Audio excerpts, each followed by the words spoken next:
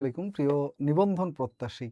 আপনারা যারা ১৯তম শিক্ষক নিবন্ধনের প্রত্যাশায় রয়েছেন, ১৯তম শিক্ষক নিবন্ধনের জন্য একটাই সুখবর, আর সেটা হলো এখন থেকে সার্কুলারে পাশ করলে সরাসরি চাকরি। আগের মতো যেই ঝামেলা, এই ঝামেলাগুলো থাকবে না। অর্থাৎ নিবন্ধন পরীক্ষায় যদি আপনি পাশ করতে পারেন তাহলেই আপনার চাকরি নিশ্চিত। পাশ করলেই চাকরি নিশ্চিত। এবং চাকরি নিশ্চিতের ব্যাপারটা সেটা হলো কোনো প্রকার ঝই-ঝামেলা ছাড়া। ওই যে গণবিজ্ঞপ্তি, আবার আলাদা করে আবেদন করা, এরপরে আবেদন করে চাকরি না পেলে সার্টিফিকেট আছে, চাকরি নাই, নিবন্ধন পাস করছেন কিন্তু চাকরি হলো না। এই দুঃখ-টুঃখ আর থাকবে না। এখন থেকে ১৯তম শিক্ষক নিবন্ধন থেকে সম্পূর্ণ নতুন প্রক্রিয়ায় চলে গেছে। আর এই নতুন প্রক্রিয়ায় শিক্ষক নিবন্ধনে এখন থেকে পাস করলে সরাসরি চাকরি। আর কোনো এক্সট্রা ঝই-ঝামেলা পোহাতে হবে না। এবং এই পাশ করলে চাকরি মানে কি? সরাসরি গিয়ে আপনি যোগদান করতে পারবেন। এর মাঝখানে আর কোনো পর্ব নেই। আগে অনেক পর্ব থাকতো। এক্ষেত্রে একটা কথা, যে পাশ করলেই চাকরি এটা ঠিক আছে। এখন পাশ করলে চাকরি, এই কথার এগেইনস্টে একটা বিষয়, সেটা হলো পাস মার্ক কত? পাশ করলেই যে চাকরি পাবেন ১৯তম শিক্ষক নিবন্ধন থেকে, পাস মার্ক কত? পাস মার্ক হলো আপনার 40%। পাস মার্ক হলো কত? পাস মার্ক হলো আপনার 40%। কিন্তু এখানে একটা কিন্তু দিয়েছি, দেখেন, কিন্তু 40% নাম্বার পেলেও আপনি পাস করবেন না এখন থেকে। আগে যেটা ছিল যে 40% নাম্বার যদি কোনোভাবে পেয়ে যান তাহলেই আপনি পাস, কিন্তু এখন আর সেই সিস্টেমটা থাকছে না ১৯তম শিক্ষক নিবন্ধন থেকে। আগে যেটা ছিল 18তম পর্যন্ত 40% নাম্বার পেলে পাস প্রিলিমিনারিতে, এরপরে লিখিত পরীক্ষা একটা পাস মার্ক ছিল। কিন্তু এখন থেকে এই পাস মার্ক সিস্টেম নিবন্ধনে থাকবে না। অর্থাৎ আগের নিবন্ধন সিস্টেম ছিল পাস মার্কের সিস্টেম।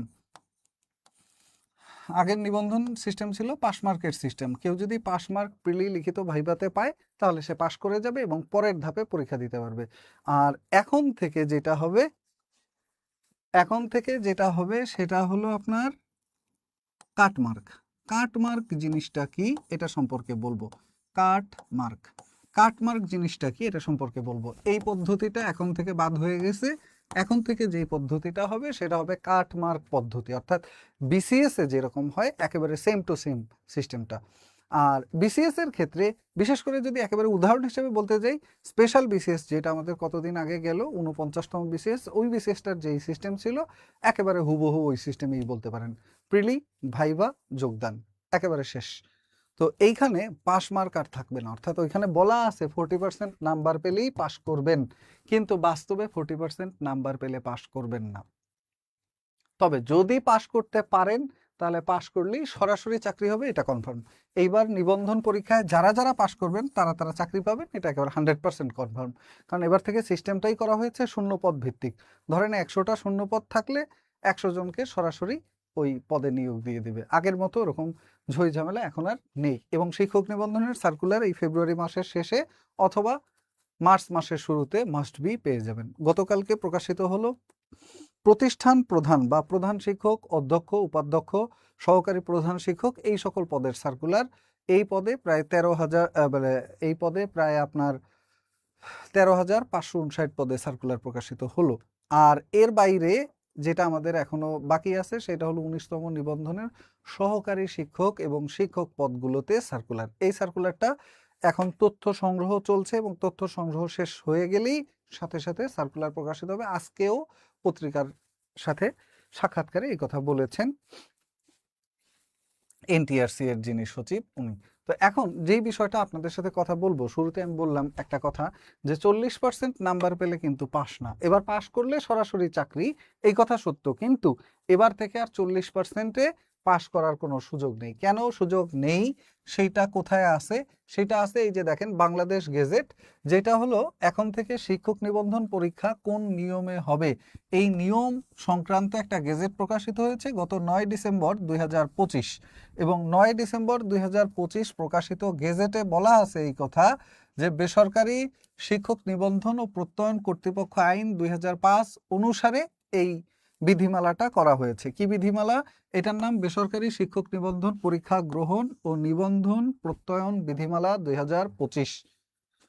তো এই বিধিমালার মধ্যেই ওই কথা বলা আছে যে 40% মার্কে পাস, কিন্তু 40% মার্ক পেলে পাস না। 40% নাম্বার পেলে পাস, এই বিধিমালাই বলা আছে। আবার এই বিধিমালাই বলা আছে 40% নাম্বার পেলে পাস না। এখানে দেখেন বড় বড় করে রেখেছি যাতে একটু লেখাটা সহজে বুঝতে পারেন। এখানে বলা আছে পরীক্ষা পদ্ধতি, এই গেজেটের মধ্যে একটা অংশে বলা আছে পরীক্ষা পদ্ধতি। পরীক্ষাটা কেমন হবে?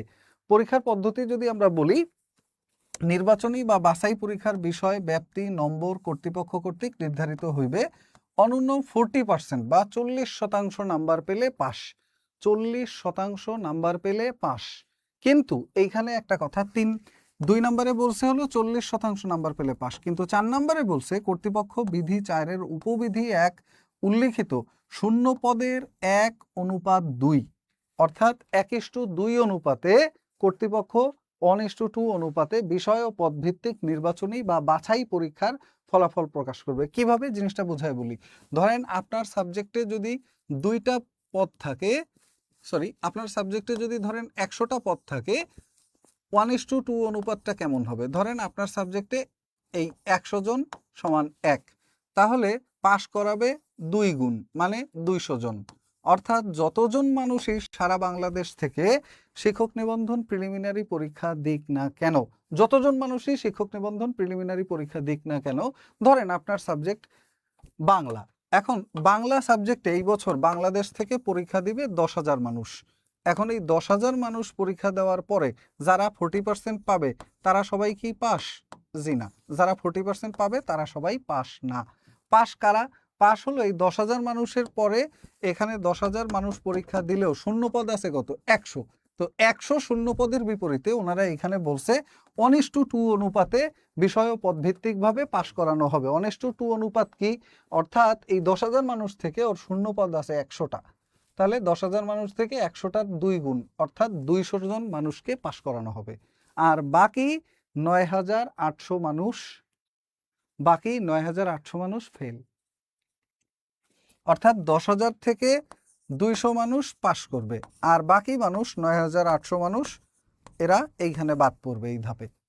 নাম্বার যাই থাকুক, নাম্বার 50% থাকুক, 60% থাকুক, অথবা এর থেকে বেশি থাকুক, কম থাকুক, যাই থাকুক, পাস করবে 200 জন। এখন এই যে 200 জন মানুষ পাস করবে, এদেরকে পাস করানোর যে পদ্ধতি সেইটাকে বলা হয় আপনার কাটমার্ক। এখন আসেন সেই কাটমার্ক সিস্টেমটা কি সেটা একটু বিস্তারিত আপনাদেরকে বললেই বুঝবেন। পাসমার্ক বনাম কাটমার্ক, এখন থেকে শিক্ষক নিবন্ধন পরীক্ষায় পাসমার্ক পদ্ধতি আর থাকবে না। থাকবে কোনটা? থাকবে হলো কাটমার্ক পদ্ধতি। এখন কাটমার্কের এই পদ্ধতিটা কি এটা একটু বুঝাই বলি। ধরেন পাসমার্ক সিস্টেম কি? আমাদের পরীক্ষার্থী হলো 10,000। কোন সাবজেক্টের কথা বলেছিলাম? ধরেন বাংলা। এই সাবজেক্টটা নিয়ে আমরা কথাটা বলি বিস্তারিত, উদাহরণ দিয়ে বুঝলে ভালো বুঝতে পারবেন। 10,000 পরীক্ষার্থীর মধ্য থেকে যারা যারা 40% নাম্বার পেয়েছে, পাসমার্ক 40%, তো 10,000-এর মধ্যে যারা যারা 40% নাম্বার পেয়েছে, ধরেন 10,000 মানুষের মধ্যে 40% নাম্বার পেয়েছে 2200 মানুষ, তো এই 2200 মানুষই পাস করবে। যদি আরো বেশি হয় তাহলে আরো বেশি মানুষ পাস করবে। যারা যারা 40% পাবে সবাই পাস। ওকে, এটা গেল একটা কথা। সবাই পাস মানে সবাই এই পরিমাণ নাম্বার পেয়েছে মানে পাস, মানে হলো সবাই পরবর্তী ধাপে চলে যাবে। কিন্তু কাটমার্ক সিস্টেমটা মোটেও সেরকম না। কাটমার্ক সিস্টেমটা হলো, ধরেন এই বাংলা সাবজেক্টে সারা বাংলাদেশে পরীক্ষা দিয়েছে 10,000 প্রার্থী। এই 10,000 প্রার্থীর মধ্য থেকে 10,000 প্রার্থীর মধ্য থেকে যারা 40% পেয়েছে সবাই পাস করবে এই কথা ওইখানে বলে নাই। ওইখানে বলছে হলো আপনার প্রথম লাইনে বলছে নির্বাচনী বা বাছাই পরীক্ষায় পাস নম্বর হইবে মোট নম্বরের 40%, কিন্তু পিছনের শব্দে বলা আছে অনূন্য। অনূন্য শব্দের মানে কি? অনূন্য শব্দের মানে হলো কমপক্ষে 40%। কমপক্ষে 40%, অর্থাৎ মোট নাম্বারের কমপক্ষে 40 পাওয়া লাগবে, 40-এর কমে পাস হবে না, 40%-এর বেশি লাগবে। অর্থাৎ এটা একেবারে সহজ এক্সাম্পল হলো, আমরা বিভিন্ন জুতার দোকানে গেলে বাটা বা অ্যাপেক্সের শোরুমে লেখা থাকে না, লেখা থাকে যে 60% মেগা ডিসকাউন্ট চলে, কিন্তু উপরে লেখা থাকে সর্বোচ্চ 60%। এই কথার মানে হলো সব জুতায় 60% দেয় নাই। ওর যেগুলো একেবারে পুরান, কেউ কিনে না, ভাঙ্গাচুরা, নষ্ট, অনেক ওল্ড মডেল, ওইগুলার উপরে 60%, বাকিগুলায় কোনোটা 15%, কোনোটা 10%, কোনোটায় 20%। অর্থাৎ লেখা থাকে বড় করে 60% কথাটা, কিন্তু সর্বোচ্চ ওইটা দিয়ে বুঝায় যে সর্বোচ্চ 60%। আর এইখানে ওই রকমই একটা কথা বলা আছে যে অনূন্য 40%, মানে হলো কমপক্ষে 40% নাম্বার পেতে হবে, কিন্তু 40% নাম্বার পেলে পাস, এটা দিয়ে এই কথা বোঝায় না। এই কথা বুঝে কমপক্ষে 40% পাওয়া লাগবে। সর্বোচ্চ কত পাওয়া লাগবে? তাহলে এটা সাবজেক্ট ভিত্তিক ভ্যারি করে, এরপর ক্যান্ডিডেটের সংখ্যার উপর ভ্যারি করে, এবং পরীক্ষার প্রশ্নের মানের উপর ভ্যারি করে। এখানে কি বলছে? এখানে বলছে কর্তৃপক্ষ বিধি 4-এর উপবিধি অনুযায়ী 1:2 অনুপাতে পাশ করাবে। শূন্য পদের 1:2 এই অনুপাতে পাশ করাবে। অর্থাৎ শূন্য পদ আছে একটা, পাশ করবে 2 জন। শূন্য পদ 10টা, পাশ করবে 20 জন। শূন্য পদ 100, পাশ করবে 200। তো এখন এই সাবজেক্টে শূন্যপদ 100টা, পরীক্ষার্থী যদি 10,000 হয়, সবাই যদি 40% পায়, তাহলে সবাই কি পাস? না। যারা 40%, 50%, 60% পাবে, তারপরও পাস নাও হতে পারে। কেন হবে না? এটাই আমরা বলছিলাম যে এটা হলো কাটমার্ক পদ্ধতি। অর্থাৎ 10,000 মানুষ থেকে ওনাদের টার্গেট কি? ওনারা 200 মানুষকে নিবে।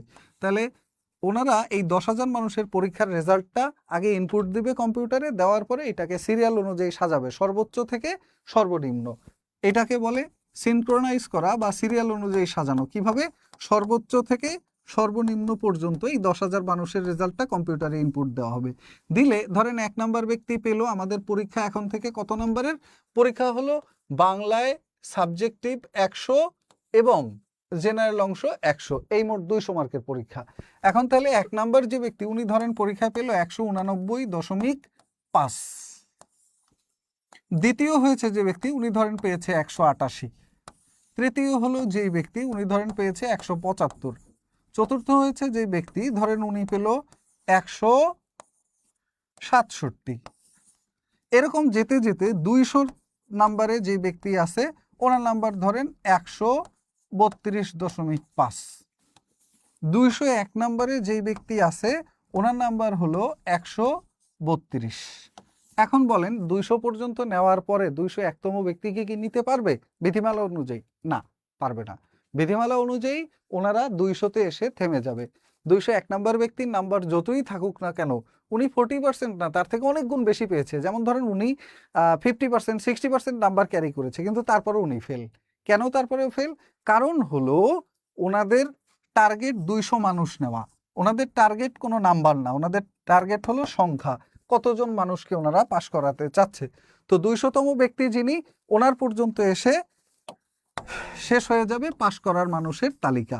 এরপরের যে ব্যক্তি, ওনার নাম্বার যাই থাকুক না কেন, উনি আর পাশ করবে না, উনি ফেল। উনি থেকে ধরে পরবর্তী 9,800 জন মানুষ সবাই ফেল। পরবর্তী 9,800 জন মানুষ সবাই fail. This is called cut mark. তো এখন থেকে নিবন্ধন পরীক্ষা চলে যাচ্ছে কাটমার্ক পদ্ধতিতে, এবং এই কাটমার্ক পদ্ধতিতে পাশ করাটা খুবই কঠিন, কিন্তু পাশ করতে পারলেই চাকরি। অর্থাৎ আগের মতো আর ওরকম পাশ করার পরে সার্টিফিকেট পাবেন, সার্টিফিকেট হাতে নিয়ে ঝুলে থাকবেন, বসে থাকবেন, এই সব হাবিজাবি কোনো ঝামেলা থাকবে না। সরাসরি পাশ করলে চাকরি পেয়ে যাবেন, এবং কনফার্ম চাকরি, পাশ করলে চাকরি কনফার্ম। তো এখন আসেন এটা সম্পর্কে আমরা আরেকটু বিস্তারিত বলি। যদি বলি যে এখন এই পরীক্ষার সিলেবাসটা কি?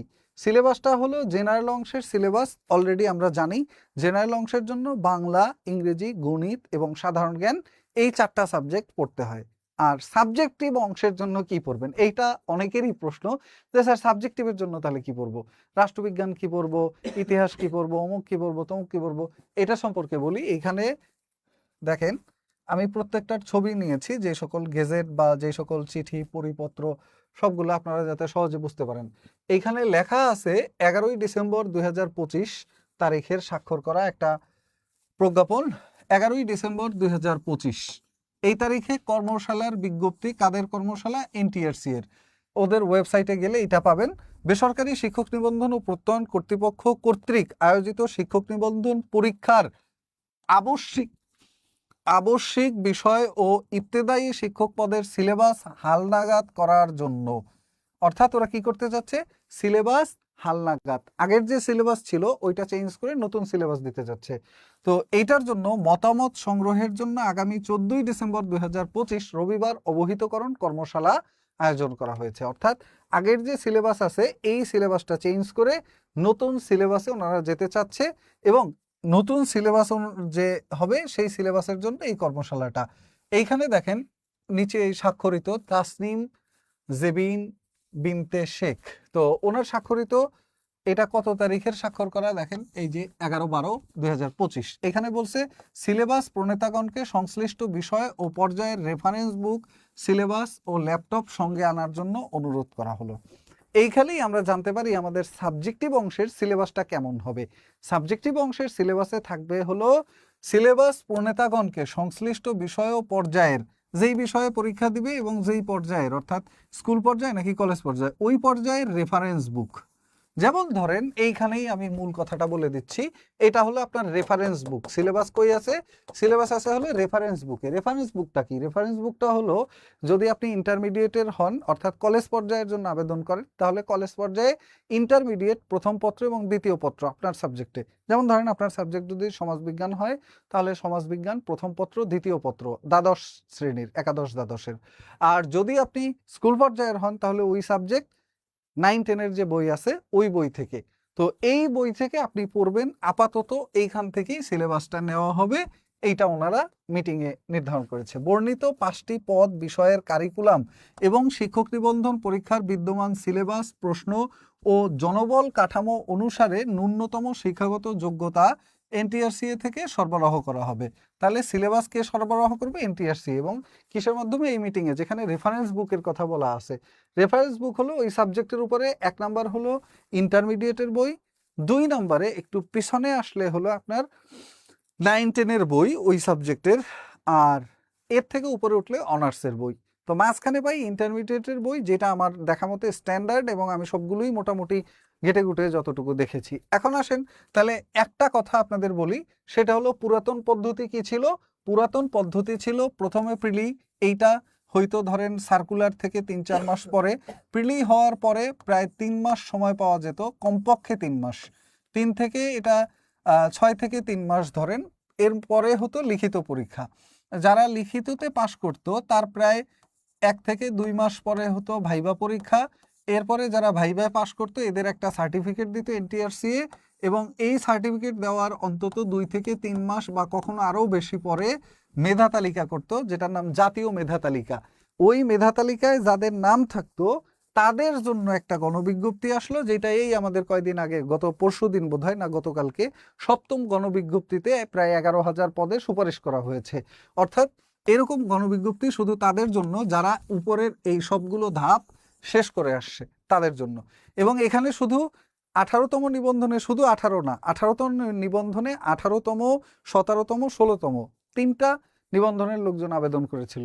এবং ফাইনালি এই গণবিজ্ঞপ্তিতে আবারও নতুন করে টাকা দেওয়া লাগতো, নতুন করে আবেদন করা লাগতো, স্কুল চয়েস দেওয়া লাগতো। কেউ যদি এইখানে সুপারিশ প্রাপ্ত হয়, অর্থাৎ সিলেক্টেড হয় নাম্বার অনুযায়ী, তারপরে সে ফাইনালি সুপারিশ পেত। এই সব হাবিজাবি সব বাদ দিয়ে এইটা দ্রুত গতির করার জন্য নতুন পদ্ধতি নিয়ে আসা হয়েছে। অর্থাৎ এতখানি করতে প্রায় 1.5 থেকে 2 বছর লেগে যেত প্রতিটা সার্কুলারে, এবং 1.5 থেকে 2 বছর অনেক লম্বা সময়। এই 1.5 থেকে 2 বছর যাতে না লাগে, এই জন্যই নতুন পদ্ধতি। এবং নতুন পদ্ধতি একেবারে সহজ। নতুন পদ্ধতিতে তেমন কিছুই নাই, 2টা পরীক্ষা, একটা হলো প্রিলিমিনারি, একটা হলো ভাইবা। এইখানে প্রিলিমিনারির নাম্বার কত? প্রিলিমিনারি পরীক্ষার নাম্বার হলো 200, ভাইবা পরীক্ষার নাম্বার হলো 20। এবং 2টা অংশের মধ্যে, প্রিলিমিনারি এবং ভাইবা 2টা অংশের নাম্বার, থ্যাংক ইউ, 2টা অংশের নাম্বার হলো 20। 20, এই 20 মার্ক 220। এই 220-এর মধ্যে যারা মেধা তালিকায় উপরে থাকবে, ওই যে আমরা দেখালাম, যারা উপরে থাকবে শুধুমাত্র তারাই সুপারিশ প্রাপ্ত হবে। আর কোনো এই ধাপ টাপ কিচ্ছু থাকবে না। ডিরেক্ট প্রিলি, পাশ করলে ভাইবা, পাশ করলে চাকরি। এবং ভাইবা দিবে কতজন? ধরেন শূন্যপদ যা, তার থেকে 2 গুণ। শূন্যপদ আছে একটা, ভাইবা দিবে 2 জন মানুষ, যে কোনো একজনের চাকরি হবে। অর্থাৎ ভাইবা পর্যন্ত গেলে 50-50 চান্স, আর ভাইবা পাশ করলে তো কনফার্ম চাকরি। সো এখন দেখেন ভাইবাতে আবার যে নাম্বারটা আছে, এই নাম্বার ডিস্ট্রিবিউশনে 12 নাম্বার থাকে সার্টিফিকেটে। ফলে এখানে সার্টিফিকেটের উপরে কারো কোনো মাতব্বরি করার কোনো সুযোগ নাই, যা আছে তাই, ওখানে কিছু করা যায় না। আর বাকি থাকলো কত? বাকি থাকলো 8 মার্ক। এই 8 মার্ক হয় ভাইভায় প্রেজেন্টেশন, উপস্থিতি বা অন্যান্য কিছুর উপরে। এবং এই 8 মার্ক, ভাইবার যে 8 মার্ক, এই 8 মার্কের ক্ষেত্রে কি হয়, হ্যাঁ, এই 8 মার্কের ক্ষেত্রে কি হয়, এই 8 মার্কের ক্ষেত্রেই নাম্বার কম বেশি হয়। তো 8-এর মধ্যে কেউ 5 পাবে, কেউ 3 পাবে, কেউ 8-এর মধ্যে একটু বেশি পাবে, একটু কম পাবে, এরকম হতে পারে। সো 8-এ খুব বেশি পার্থক্য হয় না। ধরেন 8-এ কেউ পেলো 5, কেউ পেলো 3, কেউ পেলো 6, তাহলে সর্বোচ্চ রেঞ্জের পার্থক্য কত হয়? কেউ 8-এ 8 পেলো আর কেউ 8-এ 4 পেলো, পার্থক্য হতে পারে 4 মার্কের। তো সেক্ষেত্রে 3-4 মার্কের পার্থক্য কিন্তু বড় না, কারণ বড় পার্থক্য কোথায় হবে? এই পাশে প্রিলিমিনারি পরীক্ষার 200-তে কেউ পাবে 170, কেউ পাবে 120, কেউ পাবে 130। সো এত বড় ঘাটতি ওইখানে উঠানোর সুযোগ নাই। যা করার সুযোগ অনলি প্রিলিমিনারি পরীক্ষায়। তবে ভাইবা একেবারে যে গুরুত্বপূর্ণ না তা কিন্তু না। লাস্ট নিবন্ধন 18তম নিবন্ধন পরীক্ষায় 20,600 জন মানুষ ফেল করছে ভাইবায়। 20,000 মানুষ এই 8 মার্কে আটকা পড়ছে, এই 8 মার্কের পরীক্ষায় 20,000 মানুষ ফেল করছে। হ্যাঁ, এখন একটা কথা, সেটা হলো অনেকে বলতেছে সার্টিফিকেটে এখন থেকে নাম্বার থাকবে না। জি না, সার্টিফিকেটে নাম্বারটা রাখবে ওনারা, যেটা আমরা গতকালকে প্রধান শিক্ষকের সুপারিশে দেখেছি, প্রধান শিক্ষক, অধ্যক্ষ ইত্যাদির সুপারিশে আমরা দেখেছি। সো ভাইবা নিয়ে আপাতত আমরা টেনশন করতে চাই না, ভাইবার সময় আবার ওইটা দেখা যাবে। ভাইবা আপাতত আমরা মুছে দিলাম। মোট 220 মার্কের মধ্যে ধরেন কেউ পাবে 220-এ 180, কেউ পাবে 130, কেউ পাবে 120, এরকম হতে পারে। তো এটা যদি নাও থাকে ভাইবার নাম্বারটা 20-এর মধ্যে কি হবে, সার্টিফিকেটের নাম্বার যদি নাও থাকে, আমরা এইদিকে যাচ্ছি না।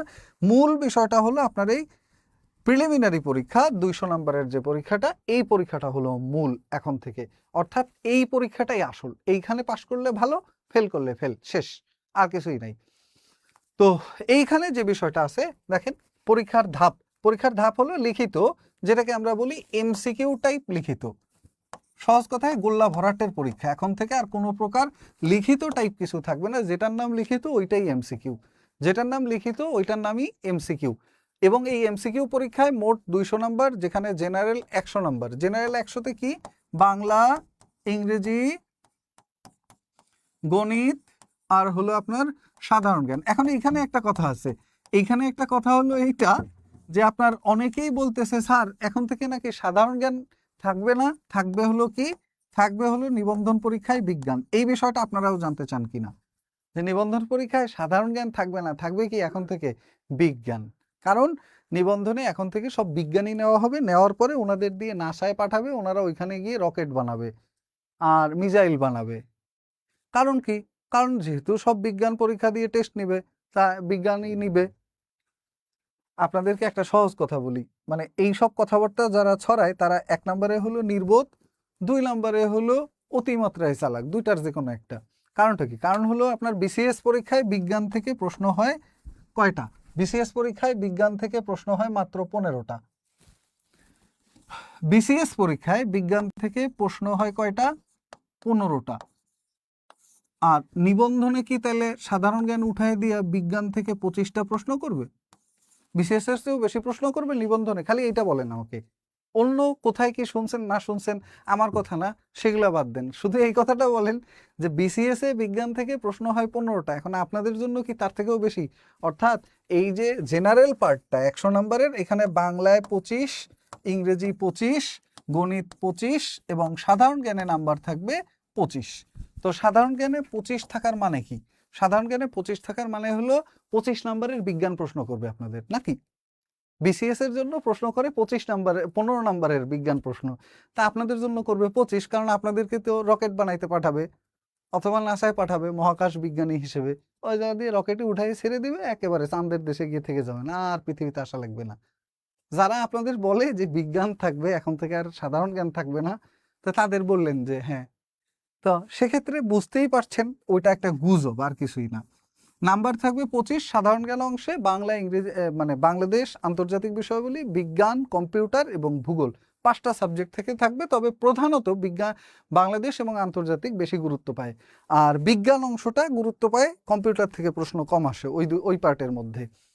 এরপরে আসেন নিজ সাবজেক্ট। নিজ সাবজেক্টের 100 মার্ক। অনেকে বলতেছে যে স্যার সিলেবাস কি এইটার, আবার অনেকে বলতেছে এনটিআরসি এখনো সিলেবাস দেয় নাই, সিলেবাস দিলে তারপরে শুরু করব। ধরেন মার্চ মাসে সার্কুলার দিল বা ফেব্রুয়ারির শেষে ধরেন এই যে আগামী মাস আসতেছে, ফেব্রুয়ারির শেষে সার্কুলার দিয়ে যদি 40 দিনের মধ্যে পরীক্ষা নেয় বা 45 দিনে পরীক্ষা নেয়, এই 40-45 দিনে আপনি কোনটা পড়বেন? জেনারেলের 100 প্রস্তুতি নেবেন নাকি নিজ সাবজেক্টের 100 প্রস্তুতি নেবেন? আগে ছিল জেনারেলের পরীক্ষা হওয়ার পরেও 3 থেকে 4 মাস কমপক্ষে সময় পাওয়া যেত লিখিত পরীক্ষার আগে, কারণ দুইটা পরীক্ষা আলাদা আলাদা ডেটে হতো। আর এবার ওরকম না, এবার একই প্রশ্নপত্রে দুইটাই থাকবে এবং একই দিনে একই সাথে 2 ঘন্টা পরীক্ষা হবে। এই 2 ঘন্টার পরীক্ষায় 200 মার্কের প্রশ্ন উত্তর করতে হবে। এটা প্রাইমারির পরীক্ষা না যে 90টা প্রশ্ন, এটার জন্য সময় দিছে কতক্ষণ? 90 মিনিট, মানে 1.5 ঘন্টা। আর এখানে 200 প্রশ্ন, সময় 120 মিনিট। বিসিএস এর মতো সেম টু সেম, বললামই তো যে বিসিএস 49তম যেমন হয়েছে একেবারে এক্সাক্ট সেম একই। অর্থাৎ 2 ঘন্টায় আপনার 200 প্রশ্নের উত্তর করা লাগবে। প্রাইমারিতে 1.5 ঘন্টায় 90টা প্রশ্নের উত্তর, আর এখানে 2 ঘন্টায় 200 প্রশ্নের উত্তর। এবং এই 200 প্রশ্নের মধ্যে 25টা অঙ্ক করা লাগবে। আবার 25টা করা লাগবে কি? অঙ্ক।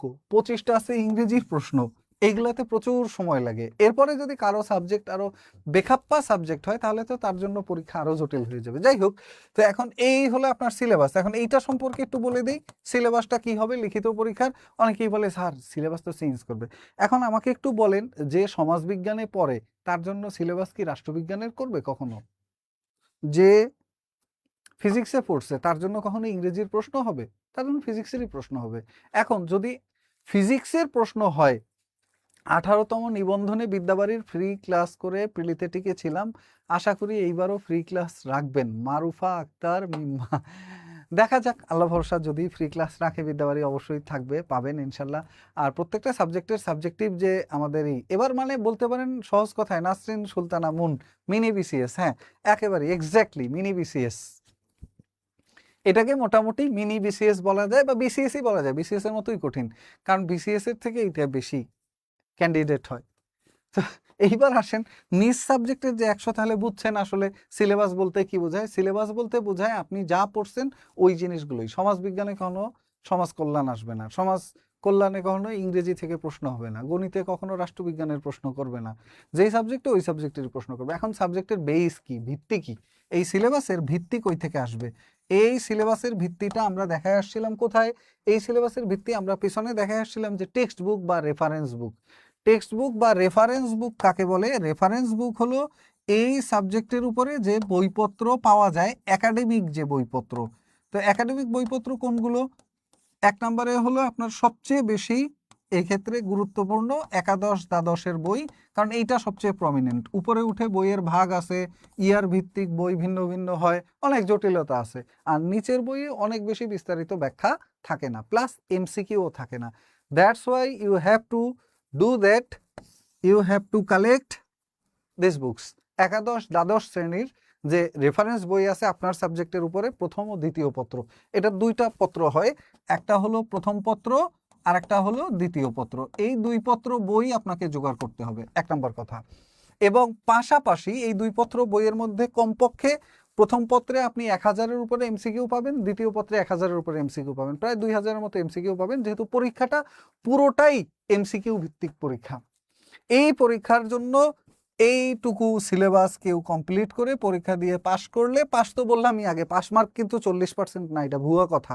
হ্যাঁ, এবং এই 2 পার্টের জন্য আলাদা কোনো পাস মার্ক নাই, মোটের উপরে 80% পাস মার্ক। তো আমার কথা হলো, যার চাকরি হবে সে পাস মার্ক এই ধরনের চিন্তা ভাবনাই করবে না। পাস মার্ক বলতে তার জন্য কোনো কথা নেই, তার জন্য কথা হলো অ্যাজ মাচ অ্যাজ পসিবল, যত বেশি তোলা যায়, যত বেশি তুলবেন চাকরি পাওয়ার ক্ষেত্রে তত বেশি সুযোগ থাকবে। এরপরে বাকি এইটা পাস করলেই ভাইভায় 20 নাম্বার, এইখানে খুব বেশি কিছু করার নেই, পাস ফেল 50-50 চান্স। কারণ প্রতি একটা শূন্য পদের বিপরীতে 2 জন ভাইবা দিবে, যে কোনো একজনকে রাখবে আর একজনকে তারাই দিবে, সেটা ওই সময় দেখা যাবে, চেহারা সুরতের ব্যাপার। কিন্তু যদি নাম্বার বেশি থাকে তাহলে চাকরি পাওয়ার চান্স অনেক বেশি থাকবে। এই জন্য প্রিলিমিনারি পরীক্ষার নাম্বারটাই আসল। এটাই আমরা উপরে বলে আসছিলাম যে এমসিকিউ এ পাস মার্ক ন্যূনতম 40%, অর্থাৎ 200-র মধ্যে 80, আলাদা আলাদা করে পাওয়া লাগবে না, মোট 80 পেলেই হলো। ভাইবার নাম্বার ন্যূনতম 40%, অর্থাৎ 20 মার্কের মধ্যে কত আসে? 8 মার্ক। তবে যদি গতবারের মতো সার্টিফিকেট অনুযায়ী আলাদা করে, কারণ গতবার ফেল করার পরে এটা নিয়ে আমি ব্যাপক ঘাটাঘাটি করছিলাম এবং এনটিআরসি-তে যোগাযোগও করেছিলাম, কর্তৃপক্ষের পক্ষ থেকে এটা জানানো হয়েছিল যে 12 মার্ক হলো সার্টিফিকেটে, এইটা একটা। আর একটা হলো 8 মার্ক উপস্থিতি, প্রশ্নোত্তরের দক্ষতা ইত্যাদির উপরে। তাহলে এই যে 8 মার্ক উপস্থিতি, প্রশ্নোত্তরের দক্ষতা হাবিজাবির উপরে আছে, এটা তো আপনার দরকারই নেই। সার্টিফিকেটে যারা 12তে অন্তত 10 পেয়ে গেছে, 12তে অন্তত 8 পেয়ে গেছে, তাদের তো এই 8 মার্ক হয়ে গেছে, তারা তো তাহলে ভাইবা পাস। 20-এর মধ্যে 40% মানে কত? 10-এ 4, 20-এ 8। তাহলে সার্টিফিকেটে যাদের নাম্বার 12তে 10 পেয়েছে, 12তে 8 পেয়েছে, 9 পেয়েছে, বা 12তে 12ও আছে কারো সার্টিফিকেটে, তাহলে সে কেমনে ফেল করলো ভাই? আমার পরিচিত অনেকেই ফেল করেছে এবং আমার একেবারেই ঘনিষ্ঠ লোকজন অনেকে ফেল করেছে, কিন্তু তাদের সার্টিফিকেট নাম্বার 12তে 12, তারপরেও তাদের ফেল করাইছে। তাহলে অবশ্যই ফেল করার জায়গা অন্য কোথাও, এবং সেই জায়গাটা হলো বাকি 8 মার্ক। এই বাকি 8 মার্কে কমপক্ষে মানে আপনার একটা পাস মার্ক পেতে হবে। এখন কমপক্ষে এখানে পাস মার্ক কত হয়? 8-এর মধ্যে 40% কত হয়? 8-এর মধ্যে 40% হয় 3 বা তার আশপাশে। কিন্তু ওনারা কেমনি ফেল করেছে আমি জানি না, এইটুক নাম্বারও কেউ পায় নাই। সহজ কথা হলো এই 8-এ কাউকে শূন্যও দিয়ে দিতে পারে ওনারা, এই 8-এ কাউকে 1-2ও দিতে পারে। জাস্ট আপনার যদি বিশ্বাস না হয়, গত বছরের ভাইবা পরীক্ষার রেজাল্ট দেখেন। 18তম নিবন্ধনে ভাইবা দিয়েছিল যেই পরিমাণ প্রার্থী, তার মধ্য থেকে 20,600+ প্রার্থীকে ফেল করানো হয়েছিল। বোধহয় আপনারা অনেকেই আছেন যারা জানেন। হ্যাঁ, 20,600 প্রার্থীকেও ফেল করানো হয়েছিল। আমি 12 পেয়েও ফেল। ওই যে একজন লিখছে ফেন্সি ফেন্সি, আমি 12 পেয়েও ফেল। অর্থাৎ আপনি নাম্বার এখানে কোনো কাজই আসবে না, যত বেশি নাম্বার তুলবেন তত উপকার। 40% বলতে কিছু নাই এই পরীক্ষায়। 40%, 50% আলাদা আলাদা পাস, অমুক তমুক, এগুলা কোনো কিছুর প্রয়োজন নেই। প্রয়োজন হলো আপনার নাম্বার তোলা সর্বোচ্চ, অ্যাজ মাস অ্যাজ পসিবল। এখন as much as possible number কেন লাগবে? কারণটা হলো এই যে বিশেষ শর্ত, প্রতি একটি শূন্য পদের জন্য 1:2 অনুপাতে প্রার্থী নির্বাচন করা হবে। আপনার সাবজেক্টে সারা দেশে শূন্য পদ সংখ্যা কত, সেইটার উপর নির্ভর করে আপনার প্রার্থী পাস করানো হবে, এবং এটা সাবজেক্ট ভিত্তিক, নট আপনার এই ভিত্তিক, এটা হলো সাবজেক্ট ভিত্তিক পাস করানো হবে। ওকে, তো এই হলো মূল বিষয়বস্তু। এরপরে যেটা আছে আপনার প্রিলিমিনারি পরীক্ষার এখনকার জন্য শূন্য পদের ভিত্তিক নিয়োগ, যে অর্থাৎ এই শূন্য পদটা কই পাবে? শিক্ষা প্রতিষ্ঠান থেকে প্রাপ্ত শূন্য পদ। সকল শিক্ষা প্রতিষ্ঠান থেকে 1 জানুয়ারি থেকে 30 ডিসেম্বর পর্যন্ত যত মানুষ রিটায়ারমেন্টে যাবে, যত মানুষ অবসরে যাবে, যত পদ শূন্য হবে, যত মানুষ চাকরি ছাড়বে, 1 বছরের সব পদ সার্কুলারে উল্লেখ থাকবে। আবার পরের বছর থেকে পদ সংগ্রহ করা হবে, সেটা উল্লেখ করানো হবে। গত বছর এটা খুবই অন্যায় হয়েছে, এটা নিয়ে আমরা অনেক লেখালেখি করেছিলাম, বাট লাভ হয় নাই। এরপরে আসেন এটার মেধাভিত্তিক তালিকাটা কিভাবে হবে। এমসিকিউ এবং ভাইবা পরীক্ষা, দুইটা পরীক্ষার নাম্বার যোগ করা হবে, এবং 2 পরীক্ষার নাম্বার যোগ করলে এই যোগফলের ফলাফলের ভিত্তিতে মেধা তালিকা প্রণয়ন করা হবে, এবং সেখান থেকে ডিরেক্ট ভাইবা দিয়ে পাস করায় দেওয়া হবে। এটা একেবারে সহজ সিস্টেম। হ্যাঁ, এই যে উপরে।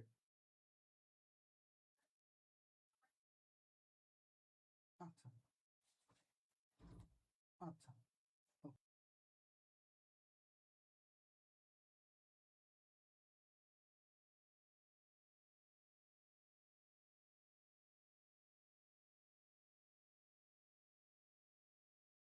বলছিলাম হলো এই পরীক্ষার ক্ষেত্রে এমসিকিউ এবং ভাইবা দুইটার ফলাফলের ভিত্তিতে যে মেধা তালিকা হবে, সেখান থেকে যারা চূড়ান্তভাবে উত্তীর্ণ হবে ওনারাই পাস করবে। এখন এইবারের চ্যালেঞ্জগুলো কি? চ্যালেঞ্জ যদি আমরা বলি, 1 নম্বরে সুনির্দিষ্ট কোনো পাস মার্ক নেই, যদিও 40% লেখা আছে, কেন নাই আমি বিস্তারিত বলে দিয়ে আসছি। সাবজেক্টিভ অংশে এমসিকিউ আকারে প্রস্তুতি নিতে হবে। এই আকারে বইপত্র বাজারে পাওয়া যায় না, এটা একটা চ্যালেঞ্জিং বিষয়, যে সাবজেক্টিভের জন্য এমসিকিউ আকারে পড়াশোনাটা করতে হবে। জেনারেল অংশে বেশি নাম্বার অর্জন করতে হবে, কারণ আপনি সাবজেক্টিভ অংশে নাম্বার যদি কমও পান, তাহলে জেনারেল অংশ সাপোর্ট দিবে, অথবা সাবজেক্টিভ অংশে নাম্বার বেশি পেলেও তারপরেও জেনারেল অংশের সাপোর্ট ছাড়া আগাইতে পারবেন না। যেমন ধরেন সাবজেক্টিভের 100-র মধ্যে আপনি 80 পেলেন, কিন্তু জেনারেলে আপনি পেলেন 55, তাহলে আপনি ধরা খাওয়া।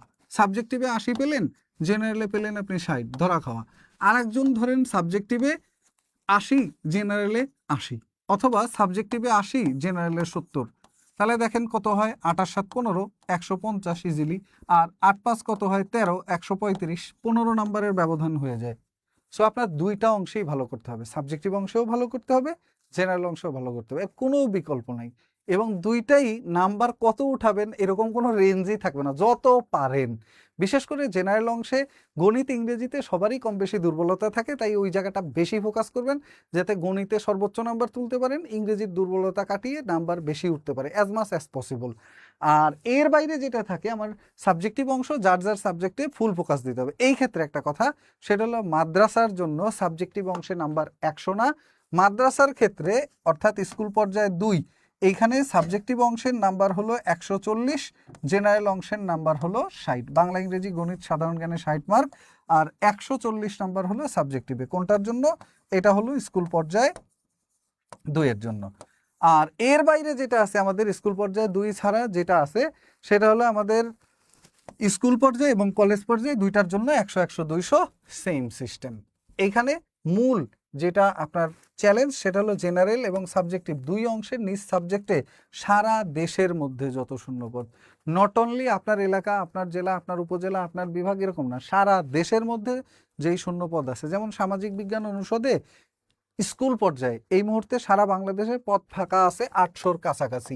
800-র কাছাকাছি পদ ফাঁকা আছে মানে কি, ভাইবা দিতে পারবে 1600 জন মানুষ, অর্থাৎ সর্বোচ্চ 1600 জন মানুষ পাশ করবে।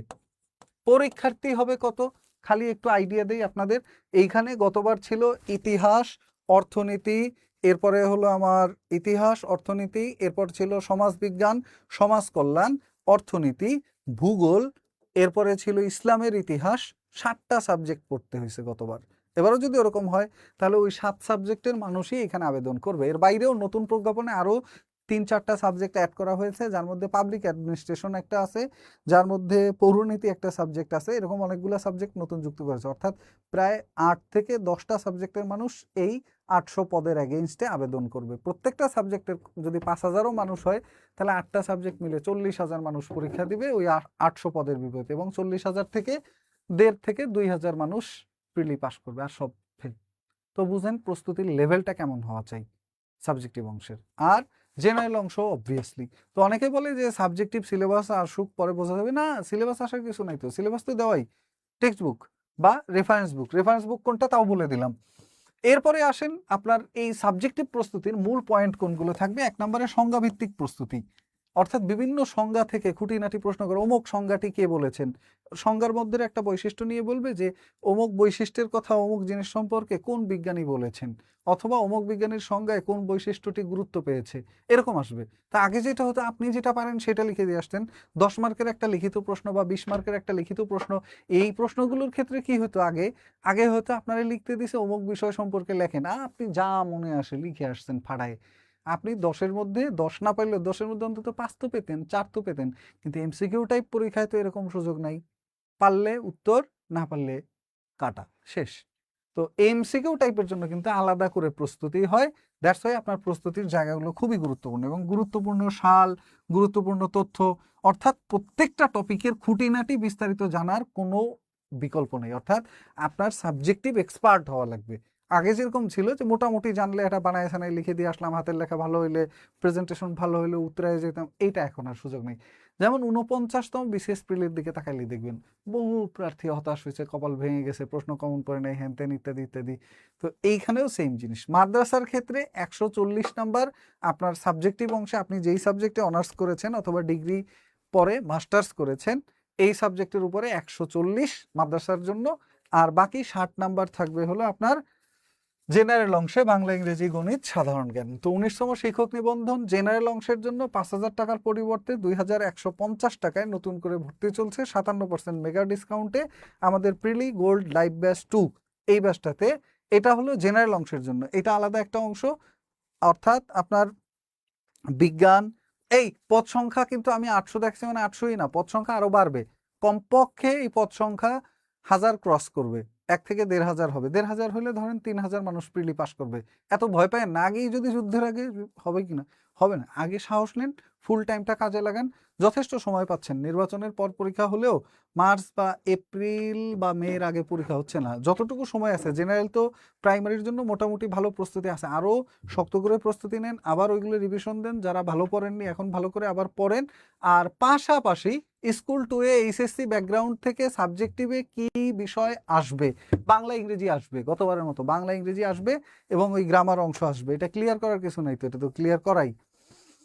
ওকে, তাহলে আসেন 19তম শিক্ষক নিবন্ধন জেনারেলের জন্য 5,000 টাকার পরিবর্তে 2,150 টাকা। এটা হলো 4 সাবজেক্ট, বাংলা ইংরেজি গণিত সাধারণ জ্ঞান পূর্ণাঙ্গ প্রস্তুতির। আর একটা হলো আমাদের জেনারেল অংশ।